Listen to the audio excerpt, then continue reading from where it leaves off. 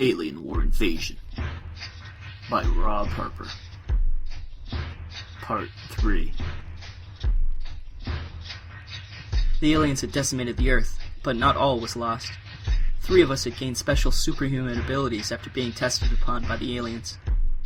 1 of us had escaped, if only to kill himself.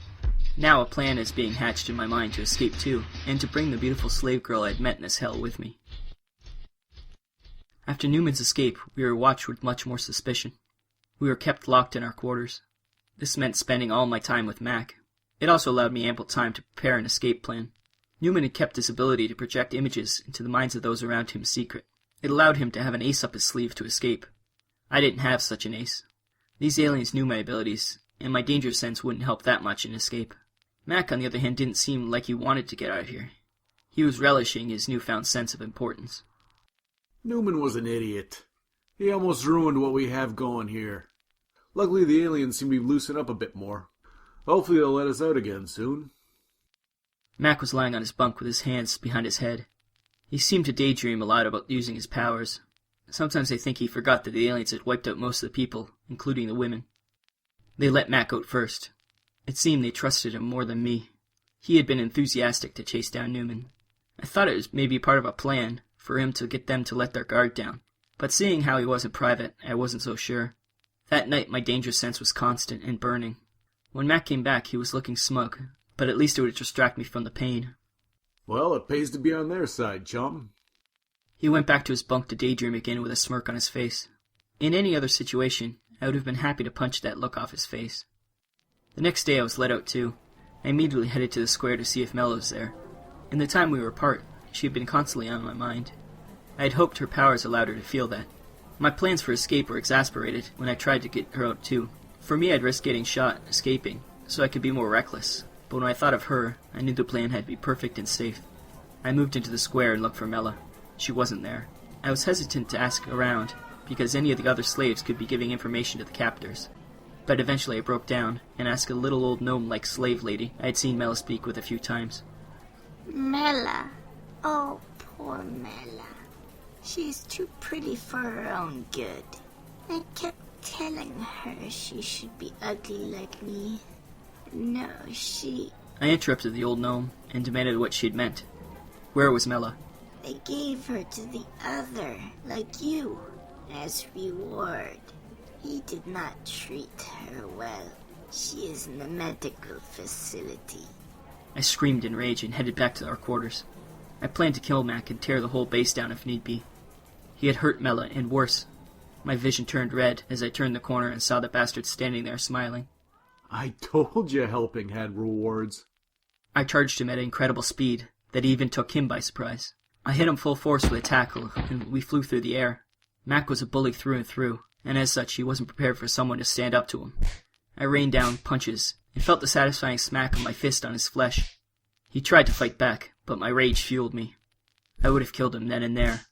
How all this would have ended differently if I had only been given that chance.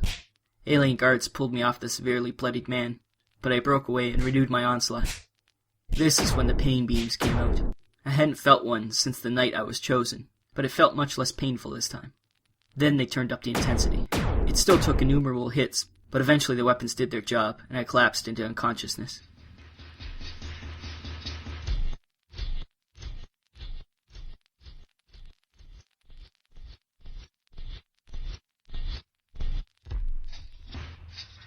I awoke in a cell.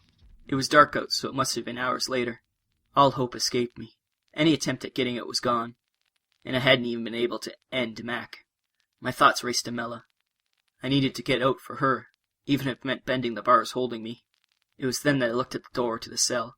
It swung lightly in the breeze created by the air conditioning. Slumped next to the open door, I discovered an alien guard.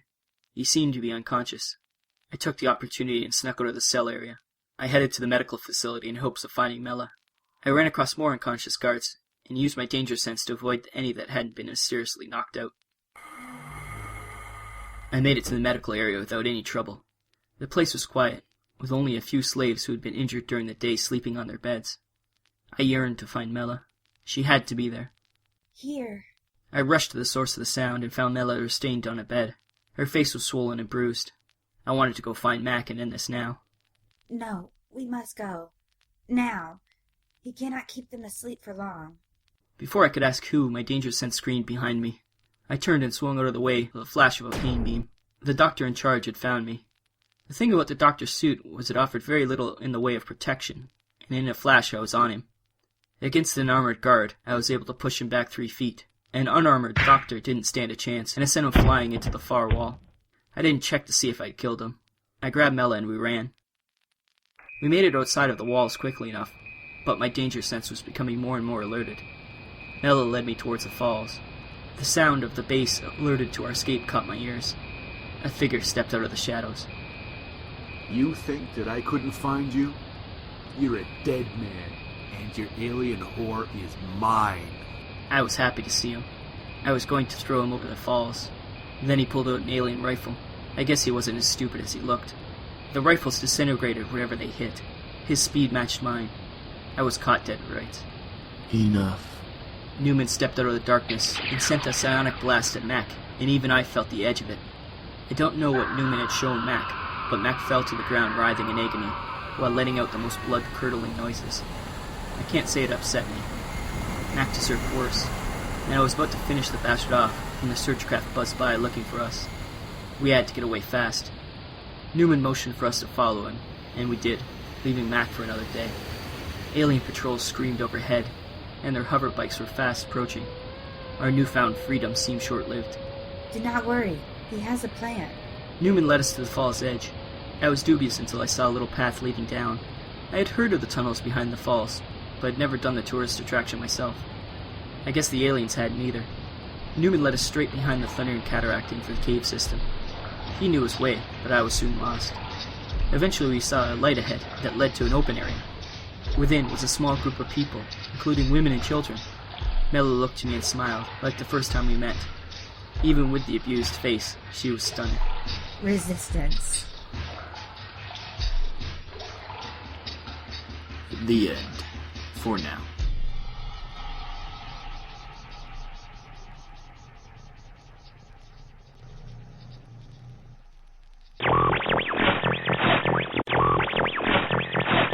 Hey, Jack. Hey, Rob. Funny meeting you here. In the studio, in front of the mic. It's uncanny. It's not a regular occurrence anymore. Ever since Studio H got shut down for, well, things. Violations. Health code violations. You know how it is. Ever since that happened, it's not been as regular. Speaking of regular, you regularly update your Twitter account. I call it our Twitter account because it's Vinland OTR. And what does that stand for, Rob? Vinland Old Time Radio. That's this little podcast we do. I don't know if you've heard of it. Have not. That's funny because you recorded. Oh, I didn't tell you were recording? No, this is just me Uh-huh. being me. Anyways, yeah, so if someone would want to follow your Twitter account, Our Twitter account. how would they do that? At Vinland OTR. Fantastic. And people who don't want to follow our Twitter account, who are on Twitter, you make baby Jesus cry. Live with that. At Vinland OTR. 2 N's in Vinland. It's not Vineland, it's Vinland. If you can't spell, we don't want you.